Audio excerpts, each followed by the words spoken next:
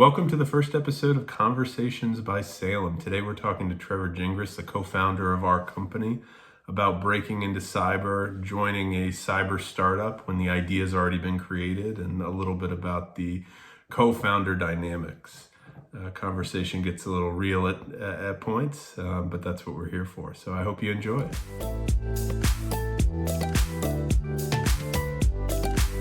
It's real. It's real. Oh, I Hey, Trevor. You're recording, so there we go. Yeah, you don't accept it? Okay. A little hurt. Well, hey, this is fun, right? This is episode 1, Conversations by Salem, pending, name change. I think we're testing the audio. Just downloaded Zoom for the first time today. So I think in the future, we'll have conversations with other InfoSec people. But today it's just you and I. Yeah. The dream team. I'm excited about this. Yeah, I am too. Yeah, this is really what the world needs, another podcast. So yeah. I think I listened to a podcast this morning that said that. Need more podcasts. It must have been Gary V. Number 4,500,002 or something like that. Yeah, right.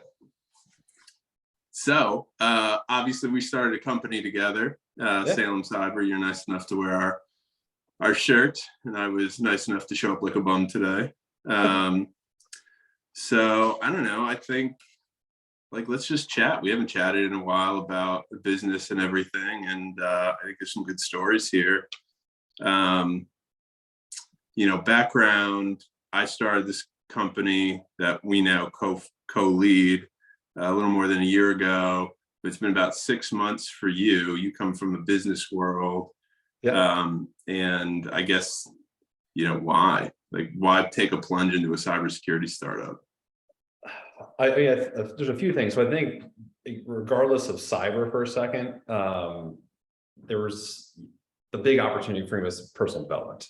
I think I had stagnated somewhat and maybe even regressed in terms of my own, kind of personal development. I think like many people, I'd really anchored my opportunity set to my current reality. And now I'm really invested in myself, and I'm excited about investing in my own personal growth and development. So that's exciting. I think being an entrepreneur really enables me to do that so much more. Additionally, John, you and I like to talk about flexibility all the time. It's, the lifestyle change and choice that we have here is just so much different and better. I think that the flexibility is huge. Flexibility means a lot of different things to different people, but I think to us, it really means being able to do what you want to do when you want to do it. Obviously, you still have to work hard, but being able to choose and kind of dictate things a little more yourself, that's huge. And additionally, being able to influence your own outcomes. I've always wanted that. Really, I think you like this too, like the ability to build and create. That really has I've always wanted to be an entrepreneur. So it's really cool to be able to actually get out there and do this now. But then obviously the last part was the opportunity that you presented to me.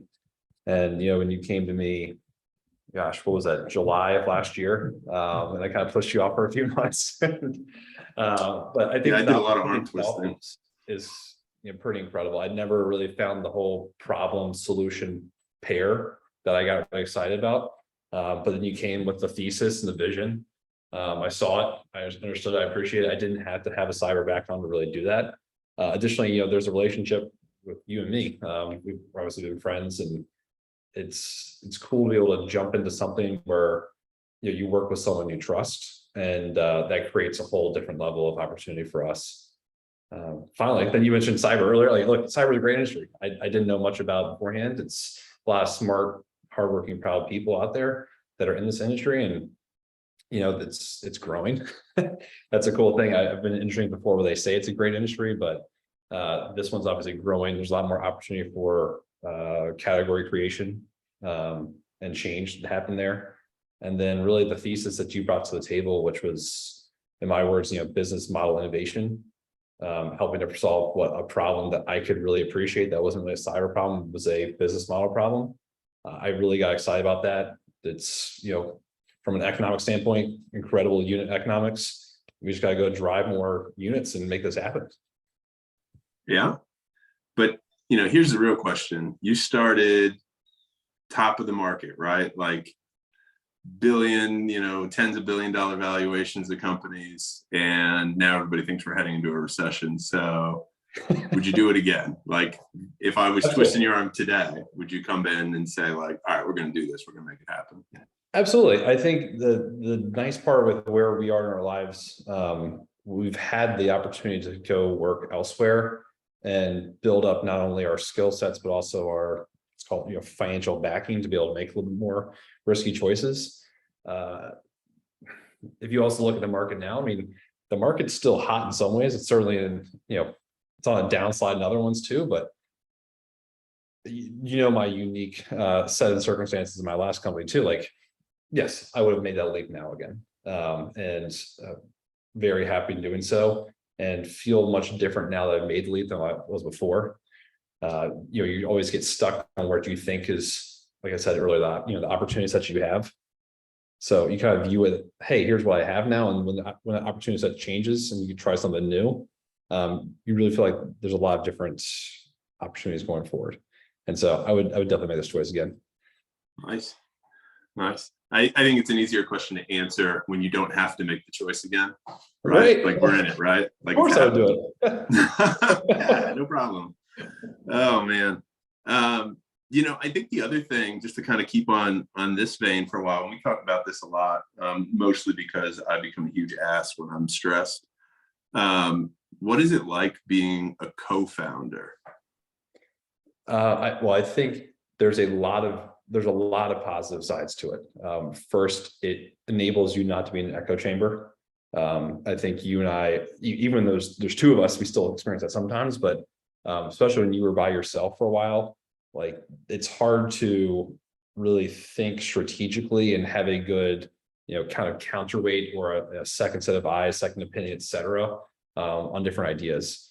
And that really comes to light in a lot of ways, not just where we should go, but like priorities we should have. So I think that's a huge boon. There's obviously the other main thing is like diversity of skill set and ideas, et cetera. I think you and I certainly have way different backgrounds, not only just cyber, non-cyber, but also the functions that we've worked on previously. So that is immensely beneficial to me. Yeah, I think that's the part that I was really excited about, was like the diversity of skill set. Like I'm really good at things. Like we've known each other for 15 or so years. Like I feel like I have an appreciation for what you're good at, and it's like really complimentary. And so like I was really excited when you wanted to come on board. I think the learning for me has been, we're both sitting in a chair, right? Like I'm a bigger guy, right? There's not a lot of room left in this chair. And in my prior life, I'm used to, I feel like in a nice way, bulldozing people, but like, I kind of had my lane and kind of was directing traffic. And it's been really interesting. Like, you have responsibility areas and my opinionatedness comes out and I'm like, well, I would probably do it this way. And I don't feel like I can tell you that. So I just like do something super passive aggressive. It gets the same point about it, like just comes out anyway. I thought the hardest part would be, everybody warns you against starting a company with a friend because it'll like change the relationship.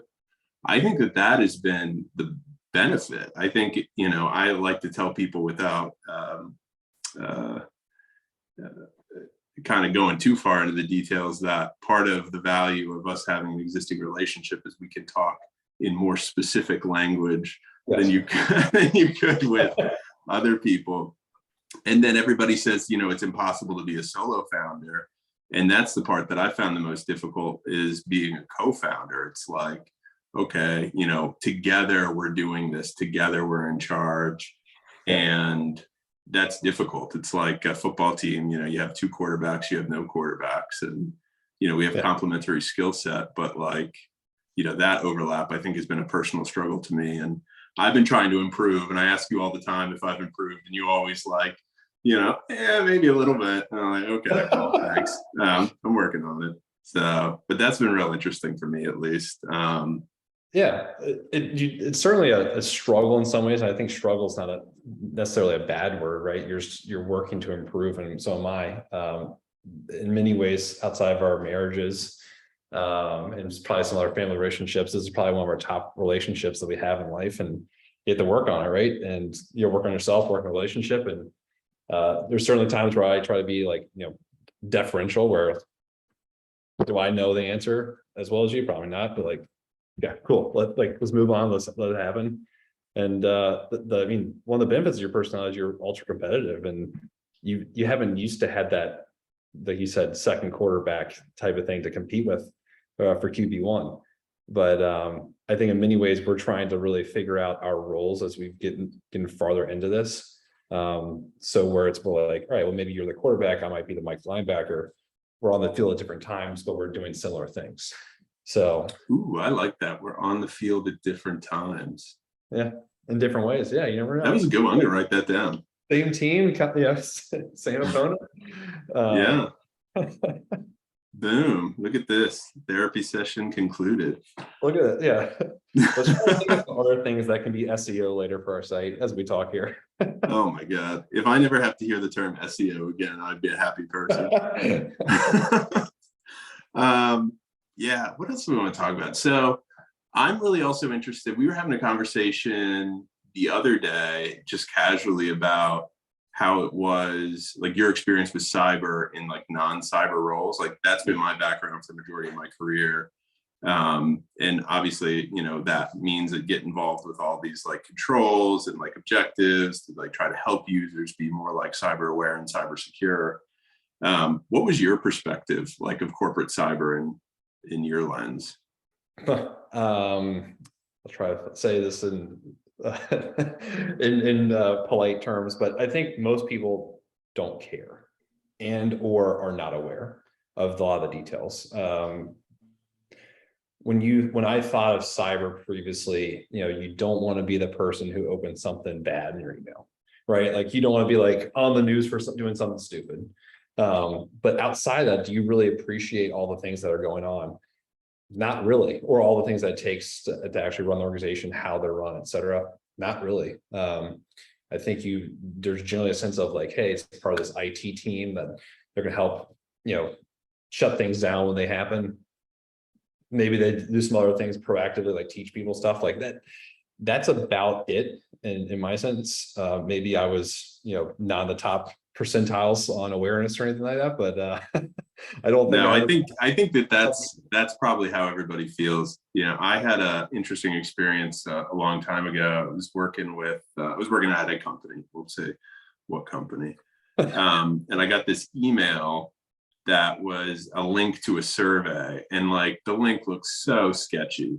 And so I hit like the report phishing button, doing my job. And I was talking to somebody else and they're like, yeah, that was so sketchy. I reported that as phishing too. And another person walked by who's also in the security department, was like, oh, I clicked on that. Whatever, who cares?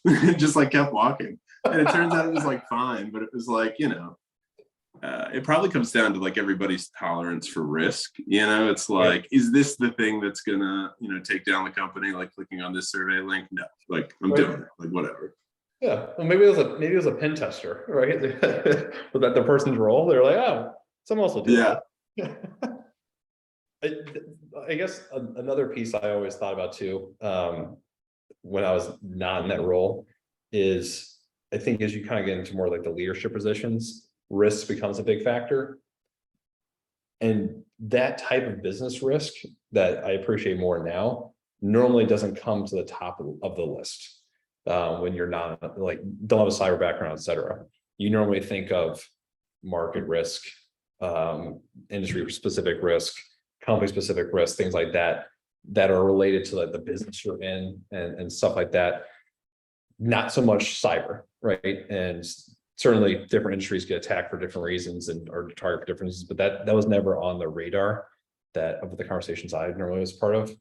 Maybe that's different at some of the executive levels, but I feel like given that most executives kind of grew up in the same general area that I was grew up in, they probably thought the same way. Yeah. I think every conversation about cyber is really just a conversation about risk. Yeah. I'm really bad with expressions. I always get them wrong. So I think it's saying it's not a zero-sum game is accurate.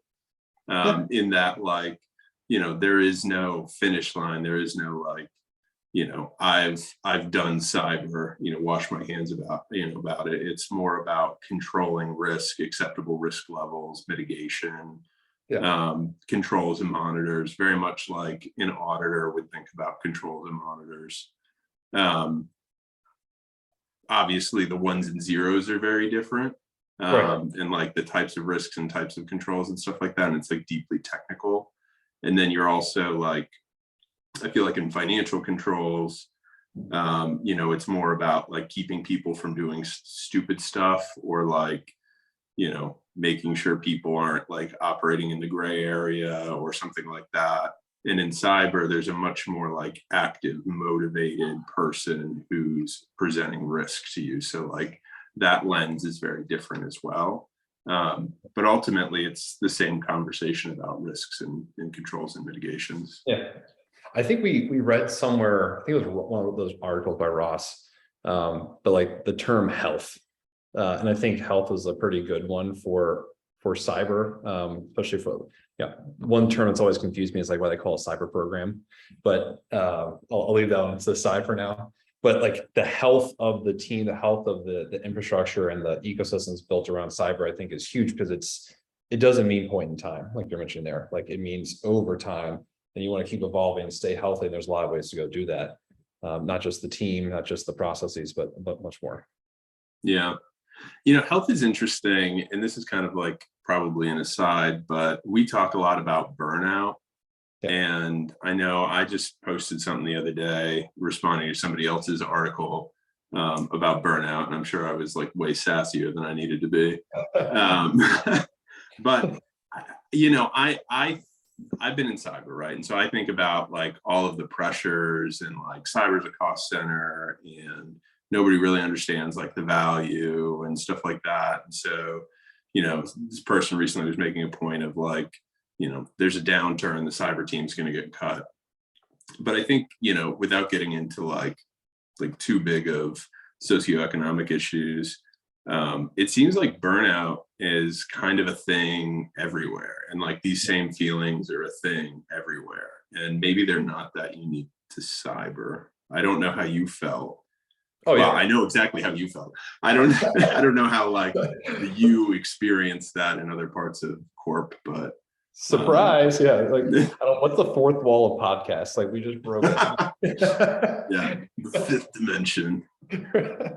No, it definitely is. That I think is the main reason why I felt that the problem that we're trying to solve is something I can relate to, because like I've been in a similar role before as an analyst, just in a different capacity. But also the problem is really at its core a disparity between volume and capacity, right? There's too much to do, right? Don't have the capacity to do all the things. So then what do you do? And people react differently, organizations react differently to that fundamental problem. That happens throughout a business, throughout non-businesses too, just other organizations, firms, and other kind of ways people, come together. So it's definitely pervasive. And I'll give an example. I used to be a pricing analyst. And when I was a pricing analyst, we had requests that come through, right? Not a risk thing, but more of an opportunity. But generally it was kind of a deal-making thing. Well, what do we have to do? We had to analyze each thing individually. Well, that takes a certain amount of time. How much time do you have? Well, okay, you got X amount of time. That really is relatively static. But then there was so much coming at you that you couldn't get everything done. So what happens? You're not as productive. You're not going to get through everything. Some things are getting missed. The work's not as great. And then, oh, by the way, your personal side, you know what? You start getting burned out. You start, you kind of go downhill in a lot of ways. And that creates, I think what we see really in cyber here, a lot of risk, because when the team is not functioning the way it should be, or each individual is not happy or whatever it may be, like that will then create, different corners being cut, et cetera, which creates risk. Yeah, that's a great analogy. It opens up so many like other possibilities, like, the mortgage analyst, right? Like they see like a million applications come across their desk. Like, are they doing a good enough job, like reviewing each application? Or are they just going like, seen something similar to this before, like next, move on. Yeah.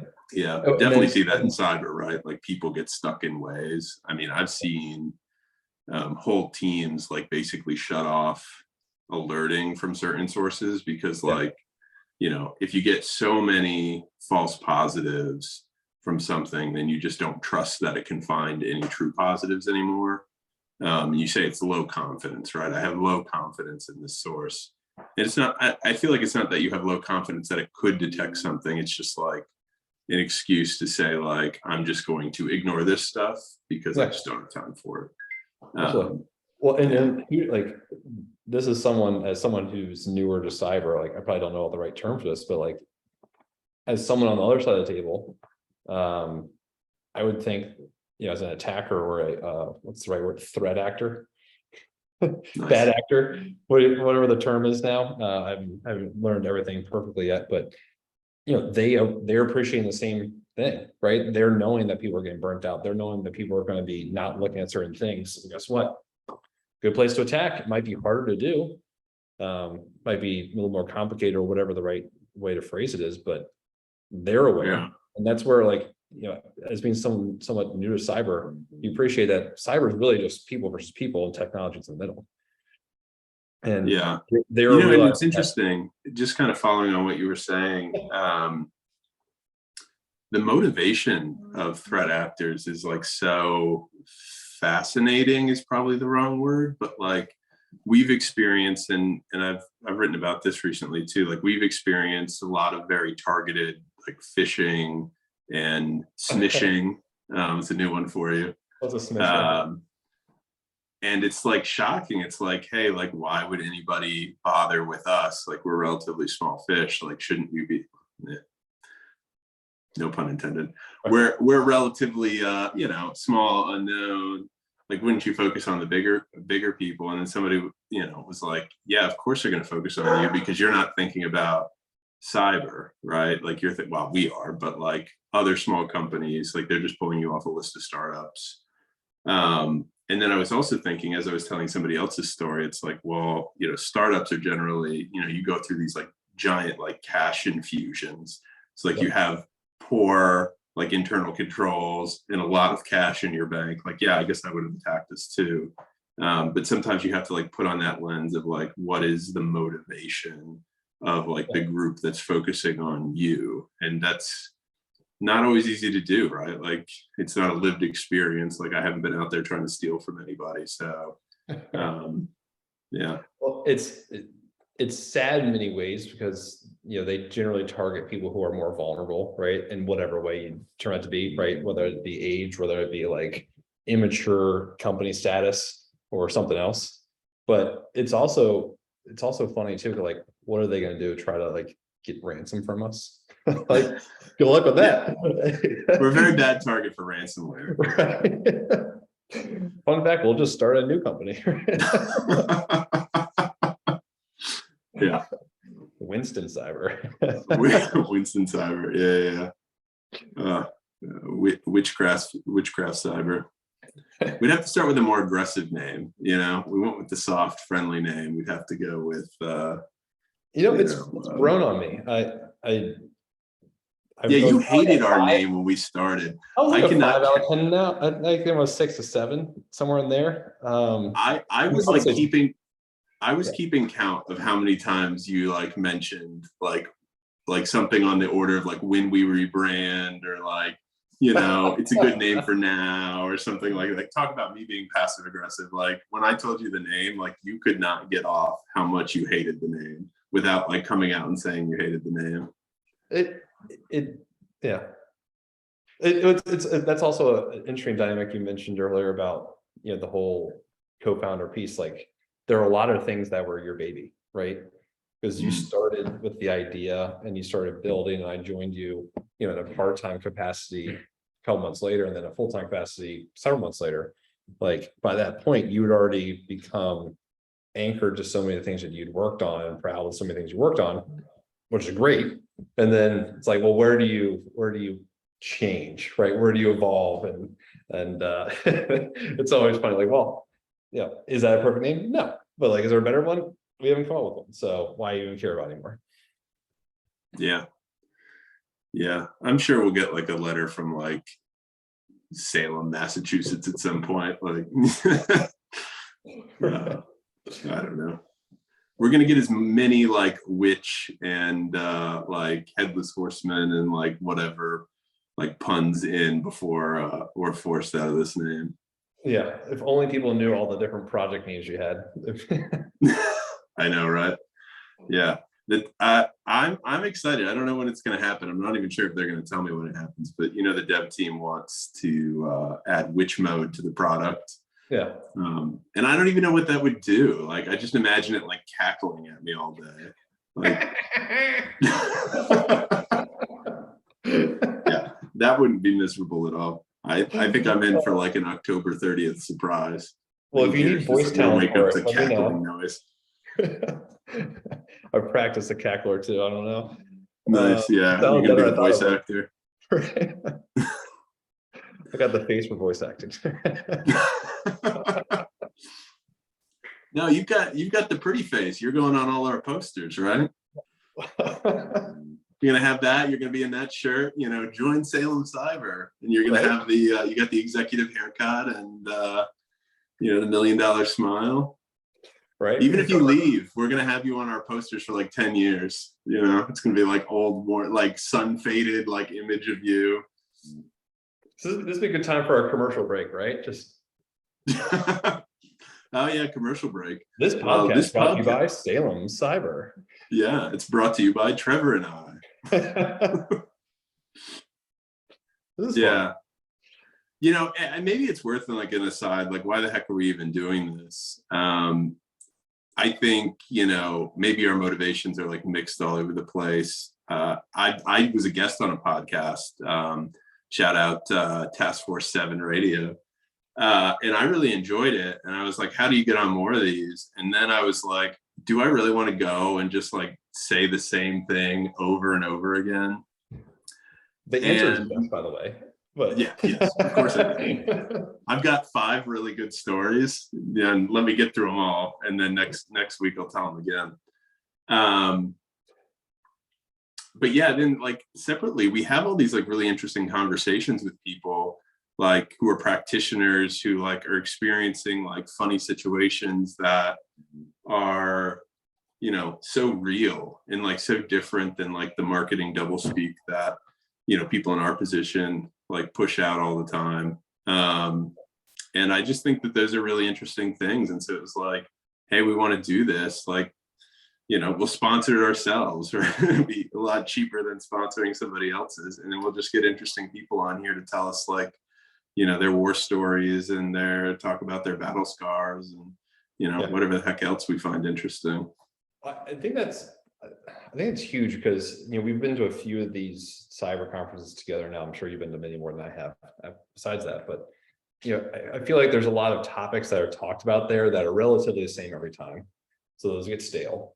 And then there's always the really cool type of war stories that most people will never experience, right? Like NSA, FBI comes and talks about something that's declassified enough to be able to talk about.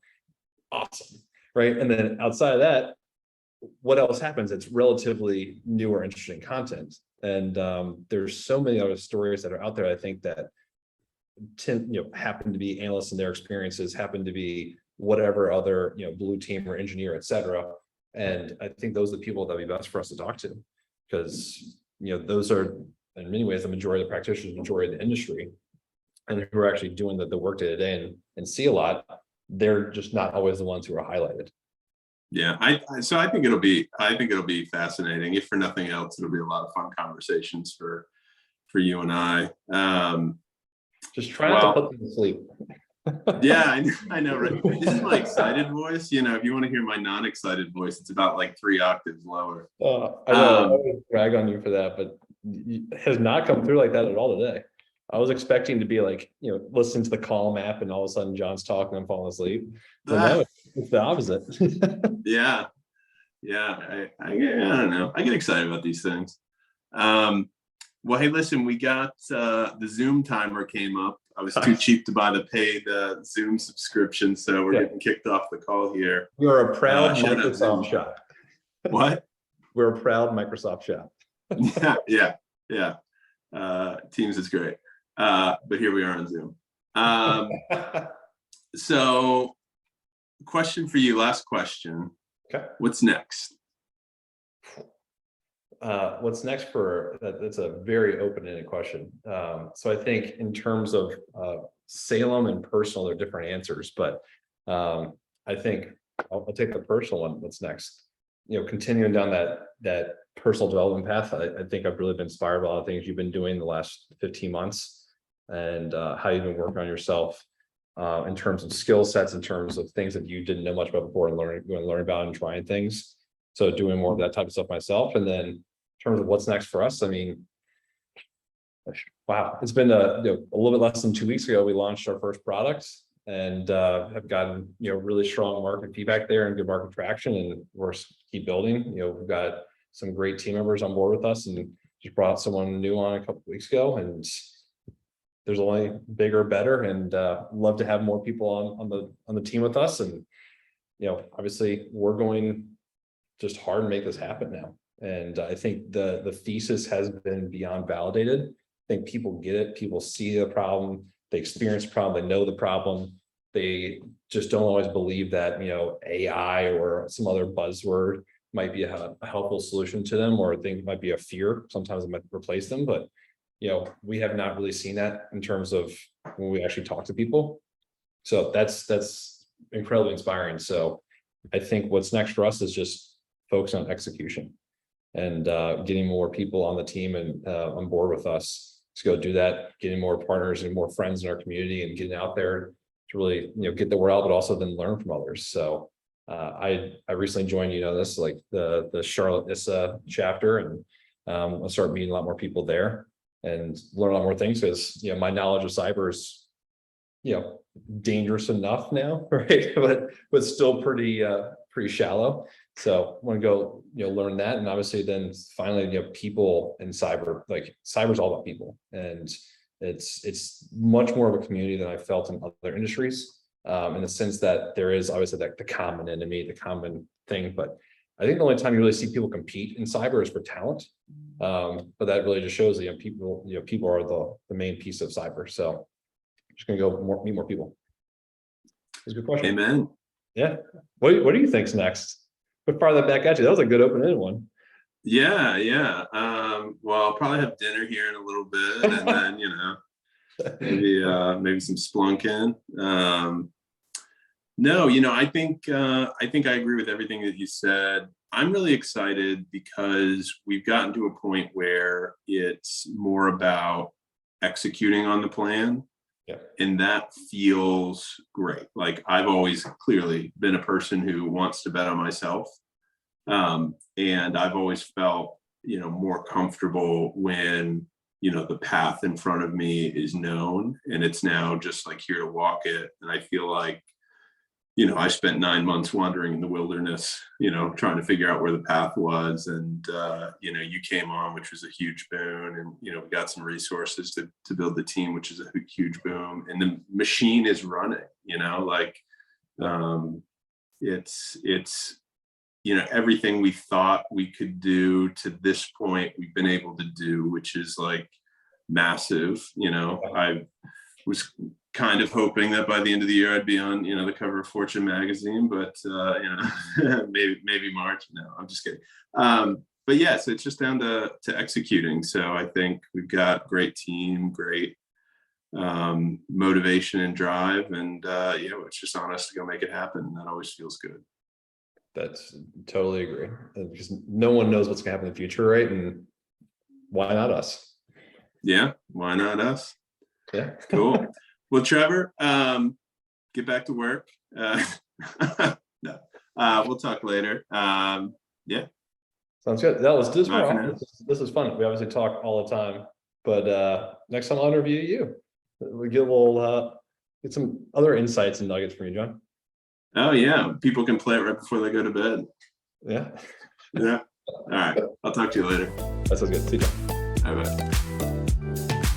Well, that was a lot of fun for us. I think if you're taking a drink every time I said the word like, you'd be dead now.